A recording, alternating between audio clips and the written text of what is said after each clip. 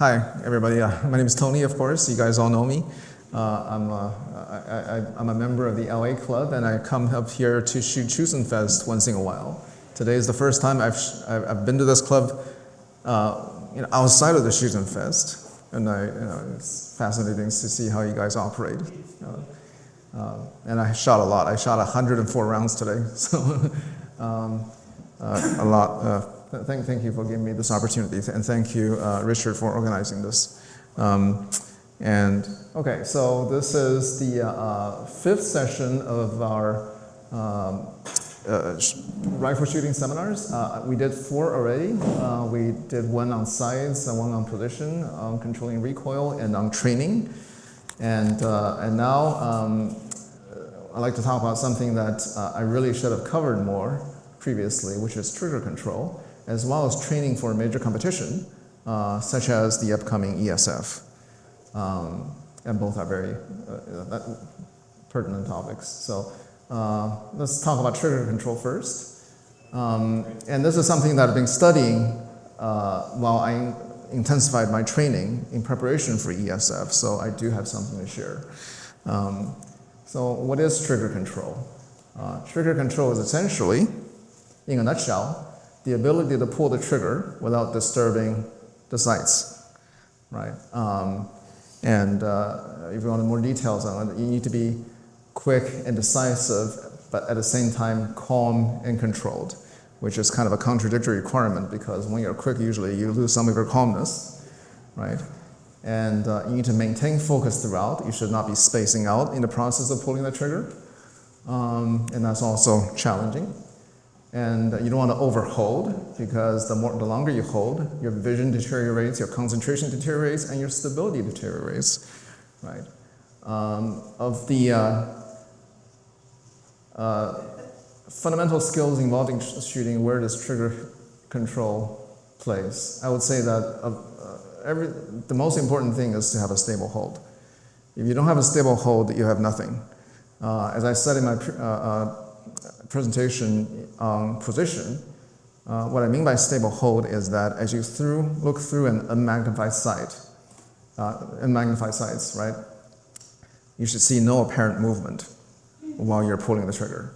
If you're shaking, if you're drifting, you should be working on that above everything else.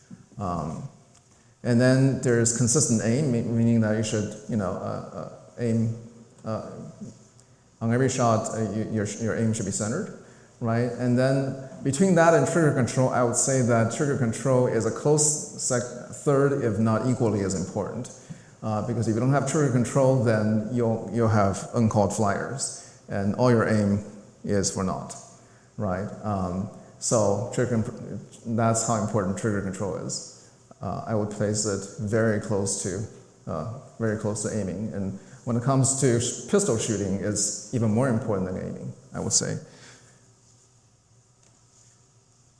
Okay, physical challenges of trigger control. We have physical challenges and psychological challenges. Let's talk about the physical challenges first. Particularly in our type of shooting, our triggers are particularly heavy, right? Because we're shooting standard rifles, which have 1.5 kilogram triggers, K31s, which has 1.3 kilogram triggers, and Sturmgewehr 90s, which have 2.2 kilogram triggers. And these are quite heavy compared to what internet commandos would call match triggers. The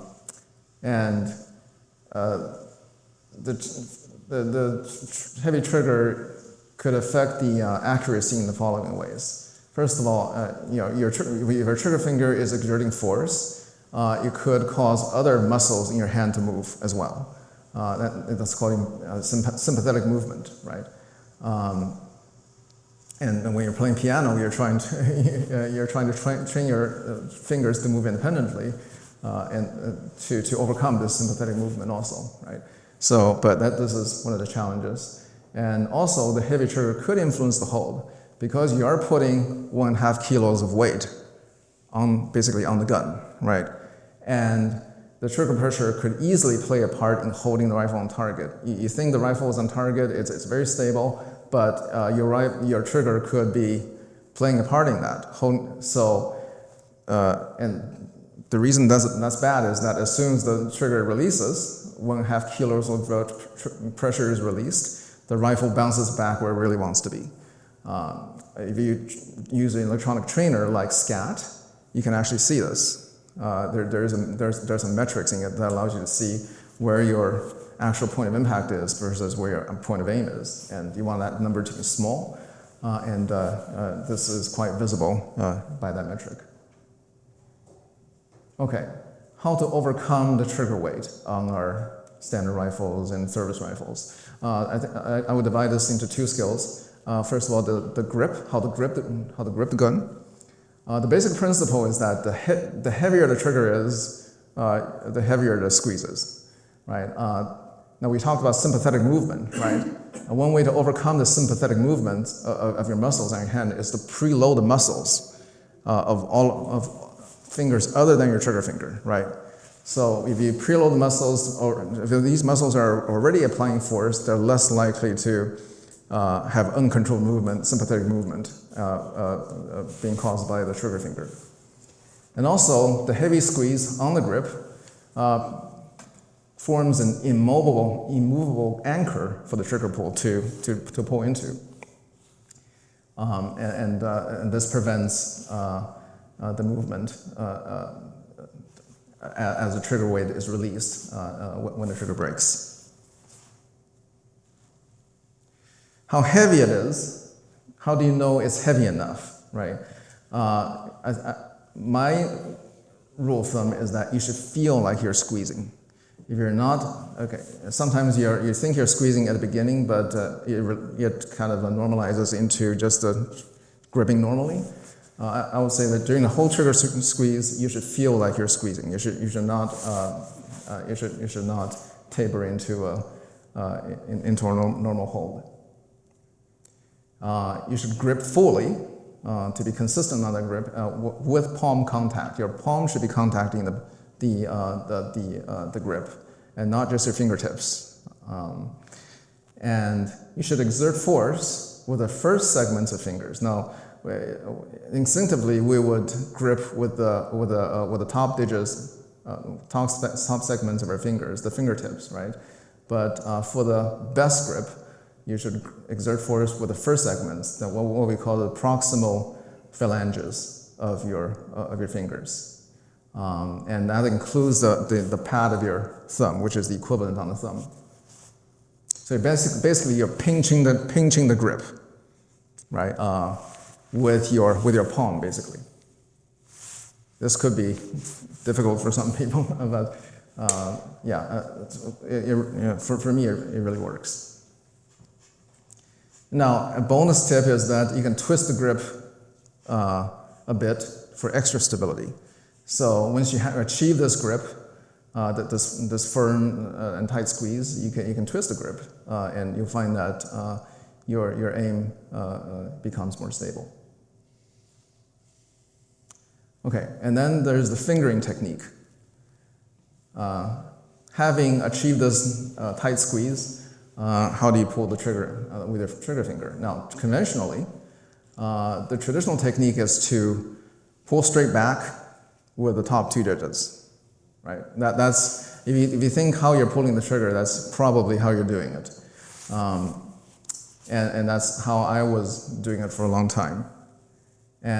But over the last half a year or so, I started to consciously do this, which is to squeeze with the entire finger, engage the proximal segment of the trigger finger.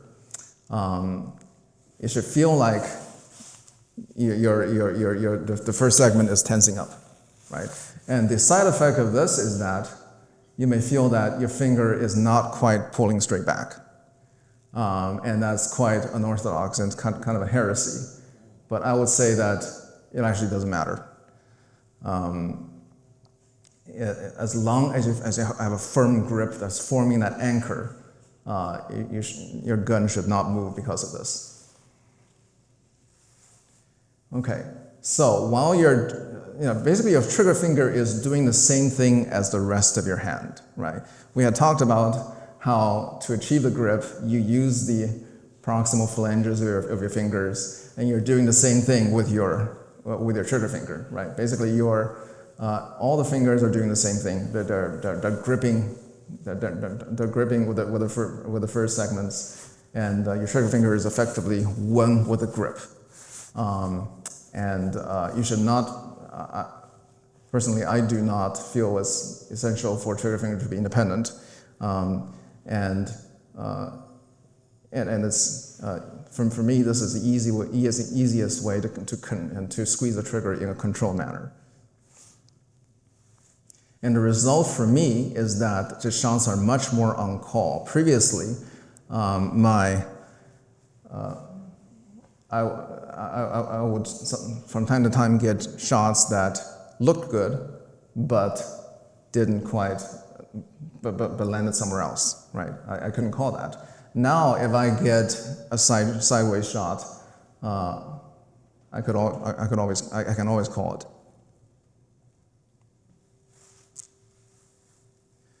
Okay, so these are the physical challenges of trigger control and how to overcome them, and something to think about. You can try this.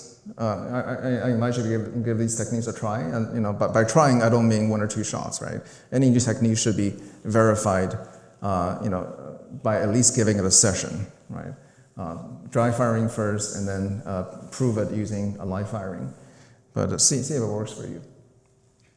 Psychological challenges of trigger control, and these challenges could happen to triggers of any weight, and not just heavy triggers, right?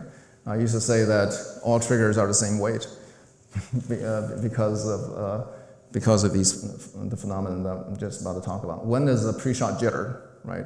As your sights come to the center, you start shaking, right? So that's not good. And then there's also trigger reluctance, right? As you look through the sights and you're squeezing the trigger, you're not quite sure whether this is the right moment to release the shot or not, because you're not quite sure what you're seeing really. So that's one thing. Another is pulling the trigger too slowly. You're doing everything right, the sight picture looks good, but you're just pulling the trigger too slowly and you're running out of breath. Also, there's the classic jerking the trigger, right? As far as pre-shot jitter goes, there's only one piece of advice I can get, which is to shoot only good shots. If you start shaking, stop and start over again. Only shoot when you're not shaking, right? Because if you make a habit of shooting while shaking, it's going to become part of your implicit shot plan.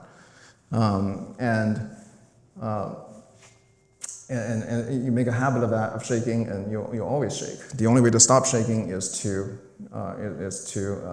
say no to shaking and stop and start over again. Remove the jitter from your shot plan. Basically, it takes training. It takes a lot of dry firing, a lot of live firing to overcome this. If you have a problem, I sometimes get this. Still, but and my solution is to just stop and start over again. Trigger reluctance could be caused by a number of issues, right? A number of different problems in your fundamental skills. First is your MPA isn't right. You look at your sight, you sense that your front sight is drifting on the target, right? That's why you're reluctant to really pull that trigger. In that case, this is because your MPA isn't right. Just explain for people what MPA stands for. Natural point of aim, right? You should be. Yeah. We talked about this in my position video. Basically, the idea of MPA is that when you're relaxed, your gun should be pointed naturally, aligned naturally with the target, right?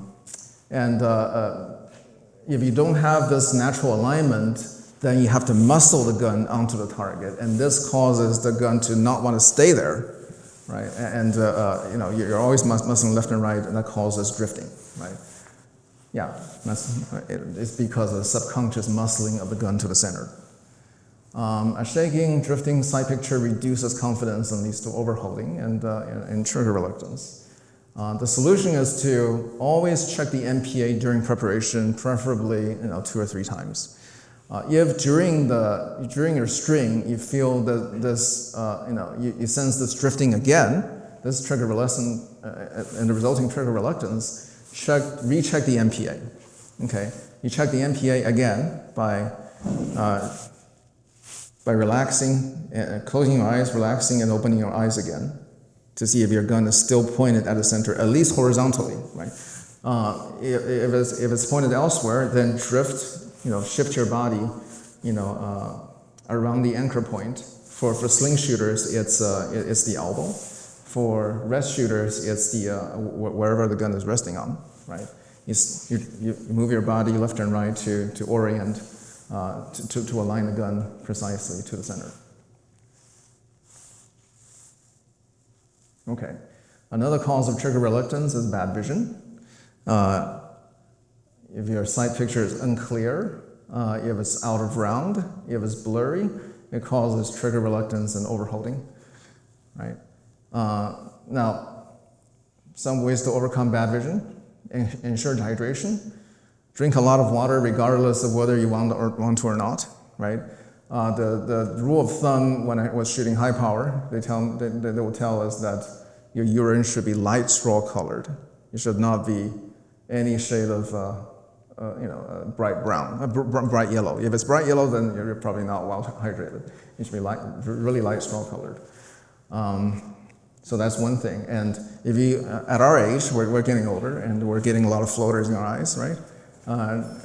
Good hydration reduces floaters, right? Because it makes the liquid film in front of the eyes, a little less viscous. Wear corrective lenses. You need to correct your astigmatism if possible, right? So the corrective lens would also be dialed so that be adjusted. So shooting lenses are often adjusted so that it's easier to they deliberately make you a little bit nearsighted so that it's easier for you to focus on the front sight. You can use color filters to reduce glare and improve contrast, right? And really, I think it's best to visit a professional for this. There's actually a lot of you are arriving in Zurich. There's actually a very famous shop called Zestern Opti near Zurich, which you can visit. They're actually very, very popular in Switzerland. A lot of top shooters are using their products. And I just did some business with them, and I quite like what I got. So check them out. And they have products of all pricing levels. And okay, so finally, let's talk about how to fix a jerk. Okay, what's a jerk? Actually, I should have defined the jerk first. What is the jerk? Meaning that the jerk is when you're anticipating the shot, and before the shot even goes off, you blink. You either blink or just jerk the trigger, right? And this causes your shot to go way off. This could. And whenever this happens, even experienced shooters could get this from time to time. In the past, I've gotten this a number of times. And a very effective exercise, a way of getting rid of this is called ball and dummy. Have you guys heard of this? All right. Basically, the classic ball and dummy is to ask someone to load a round for you while you're not looking. This round could be a dummy round, or it could be a live round. You don't know. And then you fire without knowing which is in the gun, right? For all you know, this could be a live round. So you would jerk as you instinctively would do, right? And you would catch yourself in the act of jerking, right? And this has enough psychological impact for you to avoid doing the same in subsequent shots. Do this a number of times, and it's from my personal experience, it's very effective at removing the jerk in as little as a single session. Another approach, if you don't have someone with you to load this dummy round for you, is to mix a bunch of live and dummy rounds in a bag, and then while you're looking elsewhere, take the round from the bag and load without looking. And again, you don't know if it's live or not. Now, a regular snap cap feels distinctly different in the hand than a normal round, right? So what I would do in the past was I would load up a round with rice in it. So that instead of powder, so that I can't really tell from touch or weight of the round whether it's a live round or a dummy round. And that also works in case you don't have someone to work with you. Okay, slow trigger pull, the final problem. What if you're doing everything right except you're pulling too slowly? Well, to overcome this, I would say I'd recommend actually an app, a free app called Bullseye Match. This is an app designed really for bullseye pistol shooters, and it basically it has the ability to challenge you to aim and fire within a limited time. And how much longer that is, you can configure. And it also has this drill mode that loops line commands endlessly until you tell it to stop. This way you can fire as many rounds, dry fire as many times as you want in a single session, and to shoot within the time limit. Here's how it works. To the lower right is the app, the screenshot of the app. Ready on the right. And this is the app talking.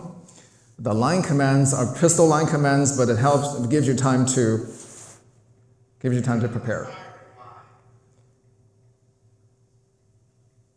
As soon as the app beeps, you start aiming and you start pulling the trigger.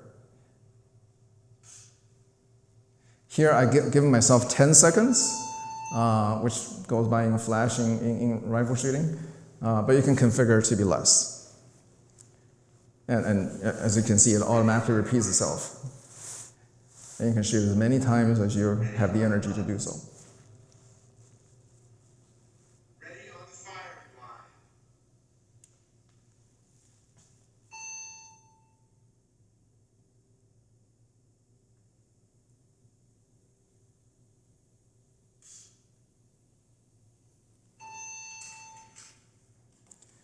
Yeah, and also it's great for speeding up general shot execution because I only give myself about 32 seconds to make each shot,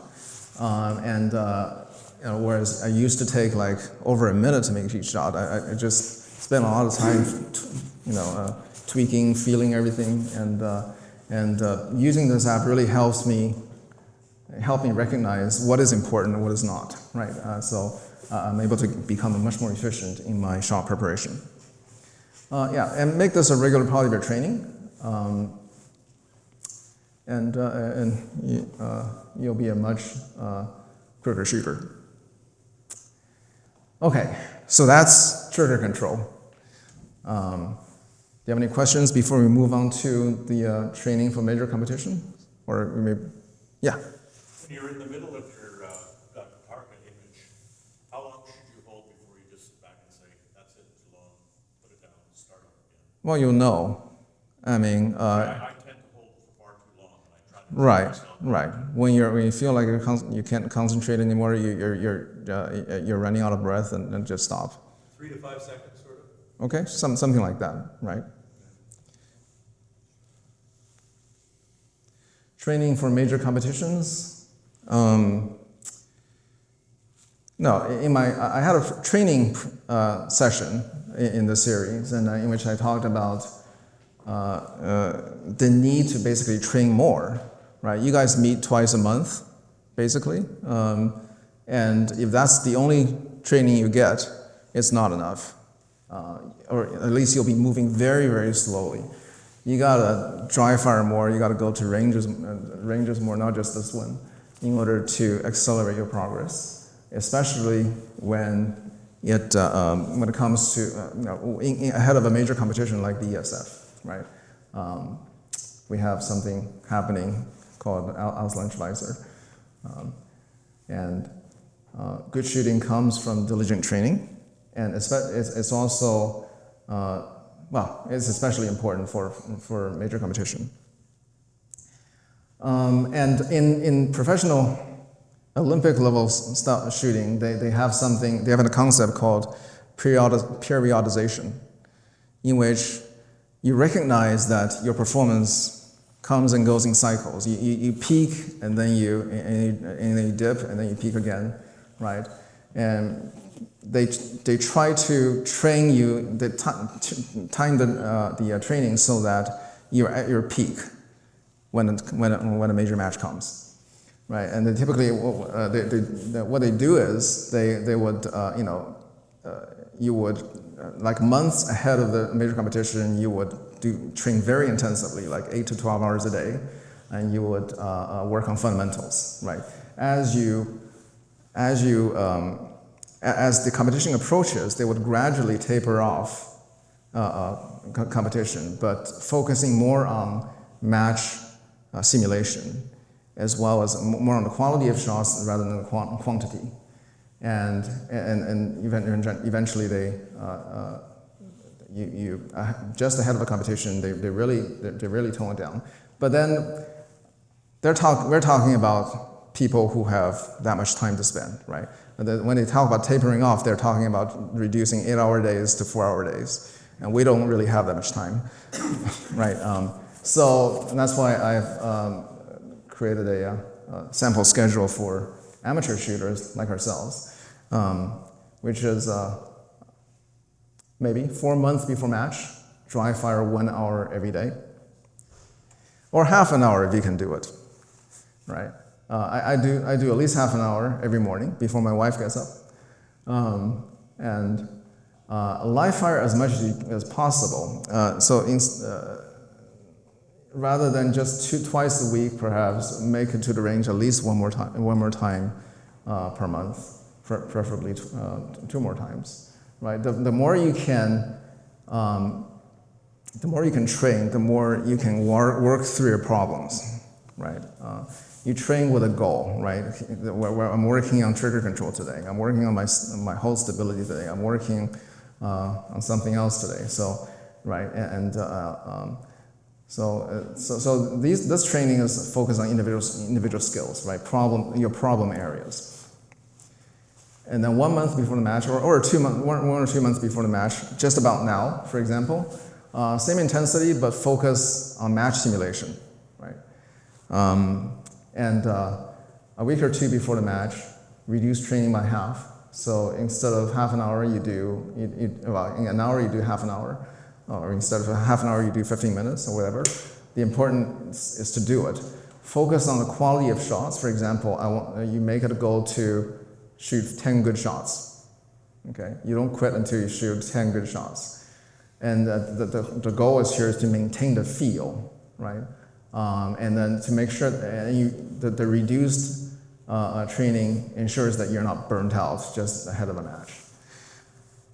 And then after the match, which I should have written here, you basically you relax for a period, take off for a period, go travel, go do other hobbies until you get yourself for the next competition cycle. Okay, so now I'm going to talk about something specific to the ESF, which is the fact that you guys will be boring rifles, and you'll be using a post front sight, a rifle with a post front sight and not a circular front sight, right?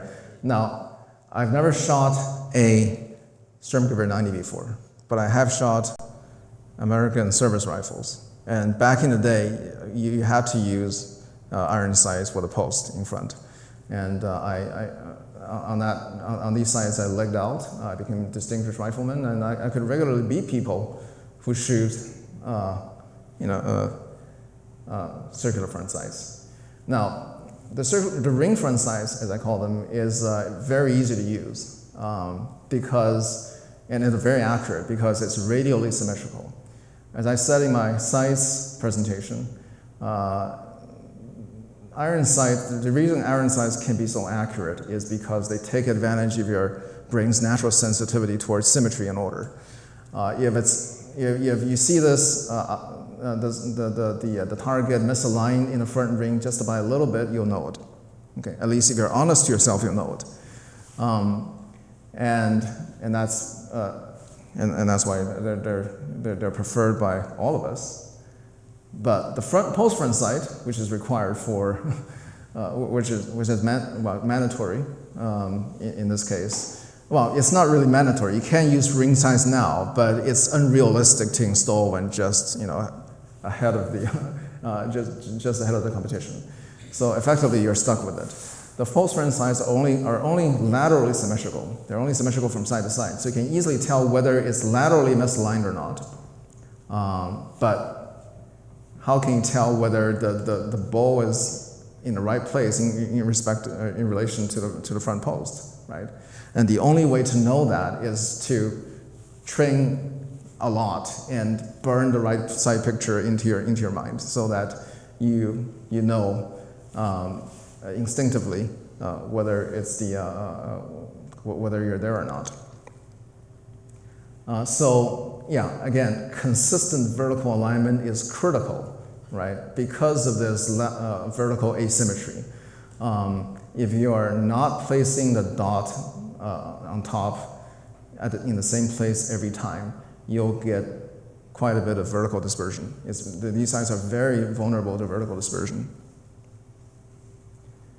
And also focus on the front sight is really, really important.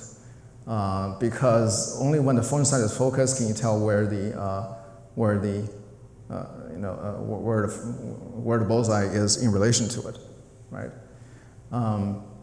Even more so, you can get away with not quite focused on the ring front sight, but not so much on the post front sight. It's also more sensitive to light changes, right? Because as the target is more illuminated and less illuminated, the apparent size of the bullseye changes. Because the bullseye could be swallowed up a little bit by the white of the target and so on. And so you need to be aware of that. So when the target is brightly lit, you may want to aim lower, at least with the 6 o'clock side picture.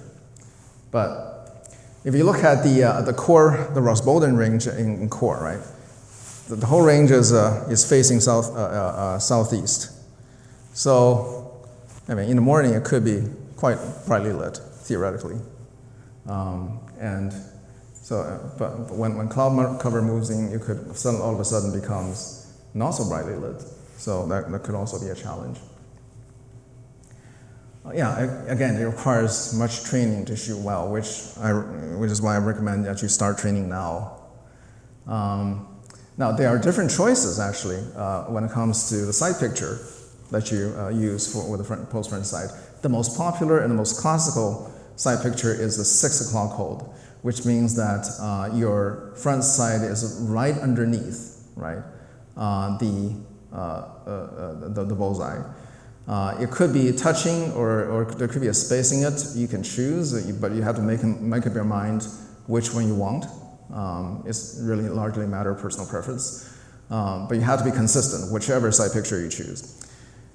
Another popular side picture is center of mass, which is to bisect the bullseye with the top of the post. And when I was shooting high power, this was my side picture of choice.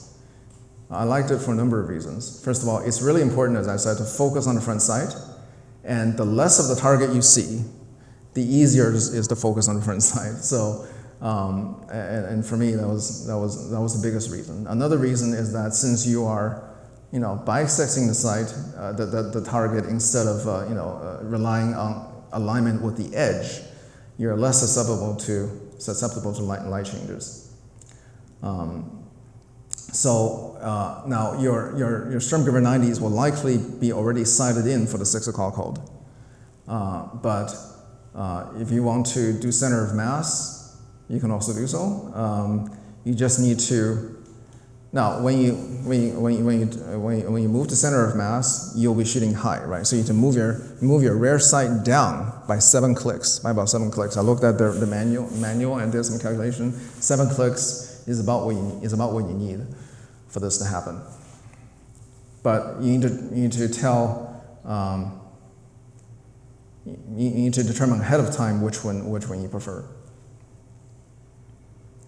Okay, so that's why I recommend that from now on, before the competition, you switch out the ring elements on your front sight, on your K31s, or your standard rifles, to a post insert. And these are available for sale. And you should be disciplined enough to exclusively train with it. And then, so you can tell, so you can get used to the front sight and see, and develop your own technique with it, and try the switch between the two holes and see which one you like. Okay, that's the post front sight. Another critical thing is to train on match programs. You should be, at this point, you should be shooting actual match programs during training, such as Auslandschweizer, Verein, Serie, Kunst, Meisterschaft, and so on. And this allows you to experience the psychological process that you'll be experiencing while shooting these programs. For instance, Auslandschweizer is what? 5 shots mandatory sighters, and 6 shots singles, and 4 shots 4 shots series, right? And Verein is the same without the sighter requirement, and Serie is 6 shots,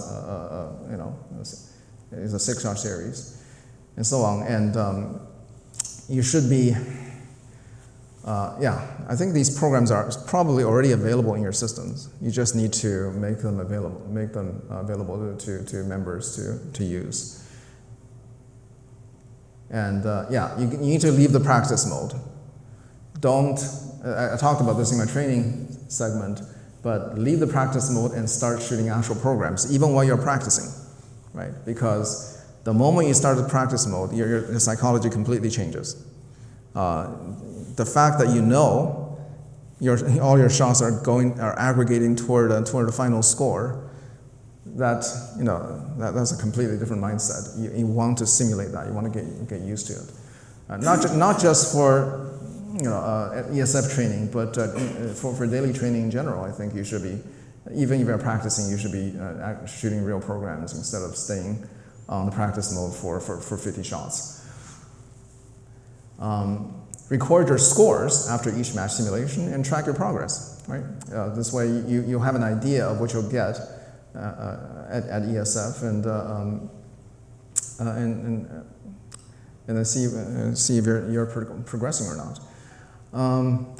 Train on match cadence. Now, if you look at, each team is assigned a certain time block to shoot all of your programs in, right?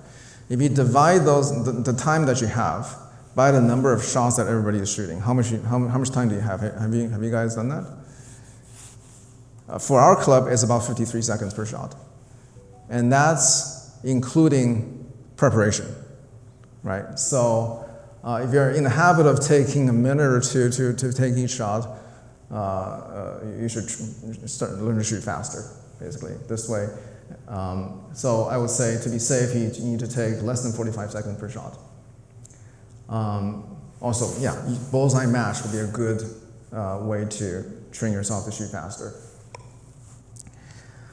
And also, you need to train for match endurance. Don't just shoot 10 shots and then get up and for the next person to take over. Because the more you get up, the more you have to spend time on preparation, right?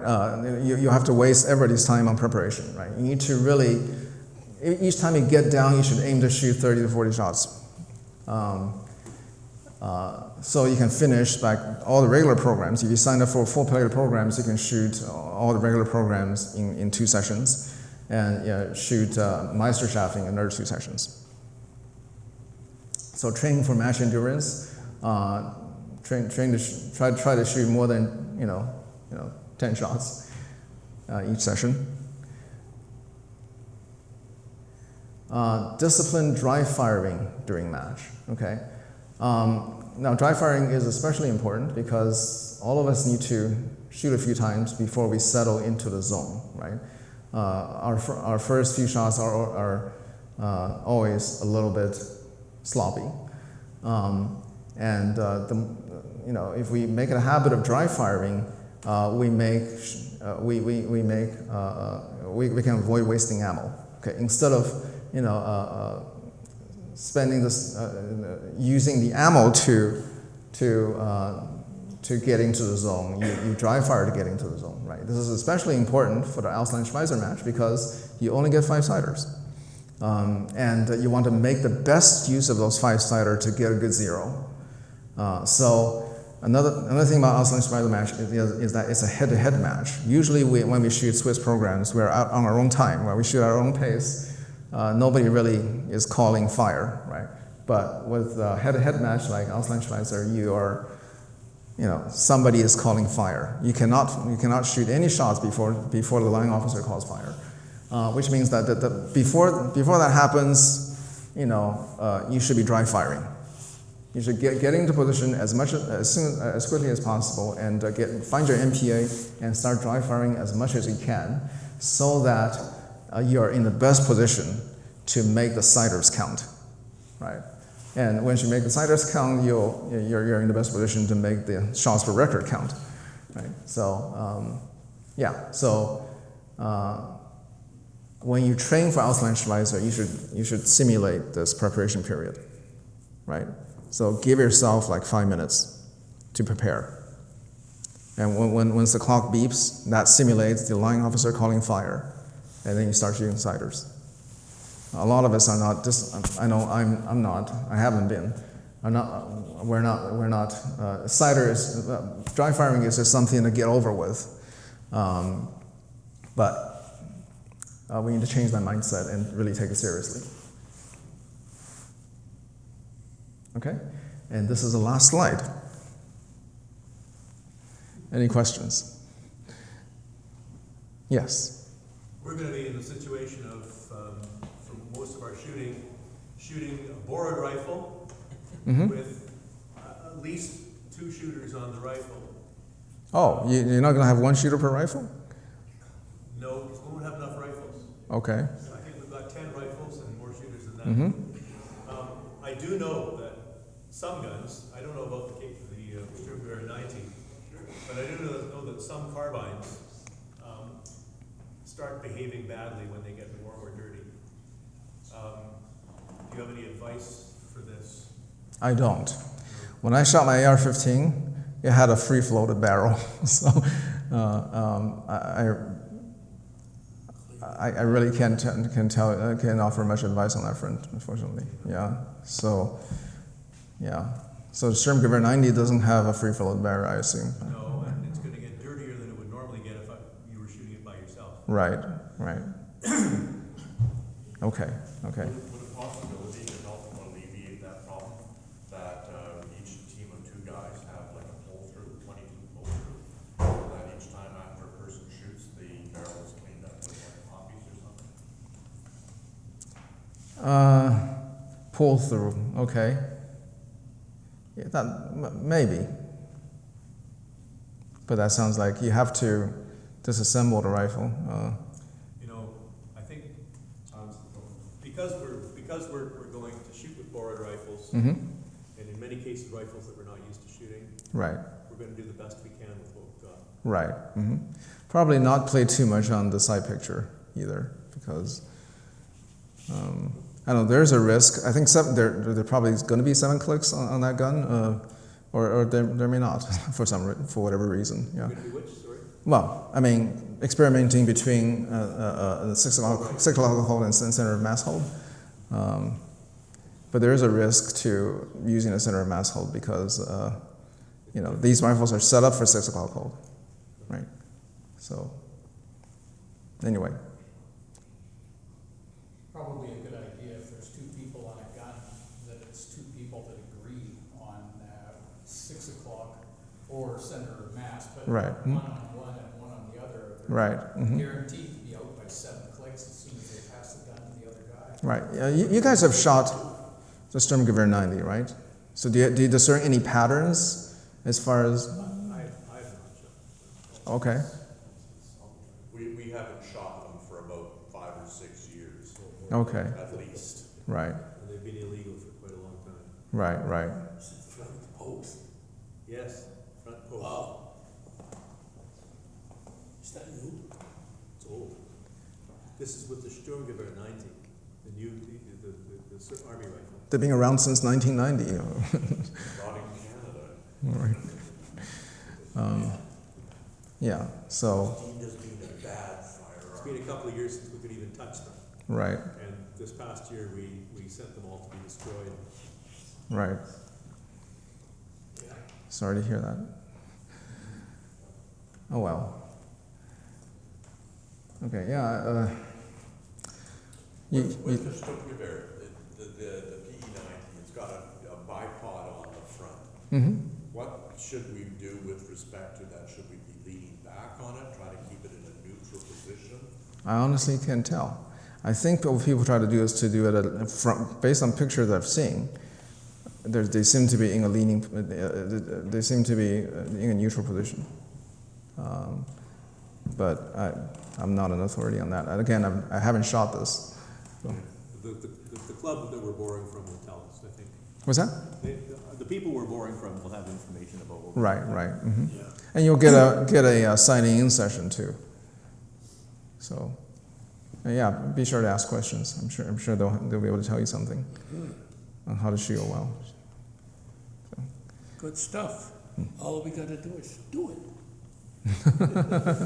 So yeah, the thing is, again, what you can do right now is to start training with a post. So that's the best we can do.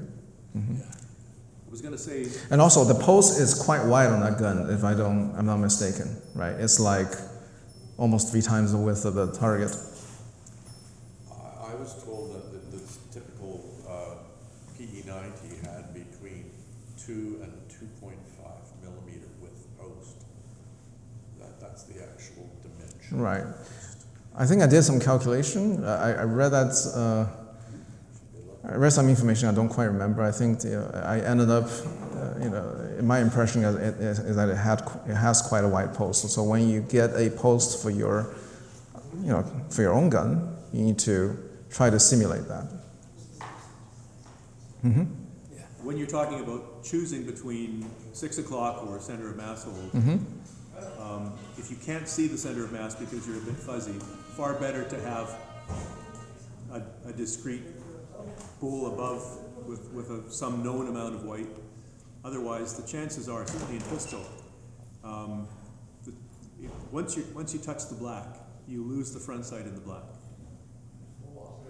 And Well, then- not if the front sight is considerably wider than the black.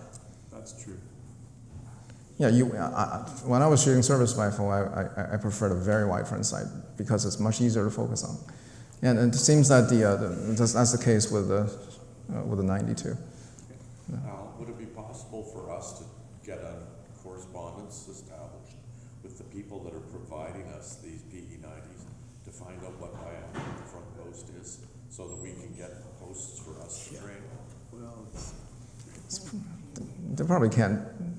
I mean, it's individual to the rifle, right? there They're probably bone stock guns. aren't too many posts around. I've got 2 or 3 in my kit, but they're all more or less the same size. And it depends on the sight radius of the gun you've got. Right. A post is a post is a post. We're not shooting tiny little number 4 blade front sights. We're shooting things that are 2 or 3 millimeters wide. Anything you can stick into an 18 millimeter Anshin sight will be sufficient for what we're going to be doing. I think. Right. I would say pick the widest front sight you can find. Good to know. Right. Any other question? That's good. All right. Excellent. Thank you, guys. Good stuff. Thank you for hosting me.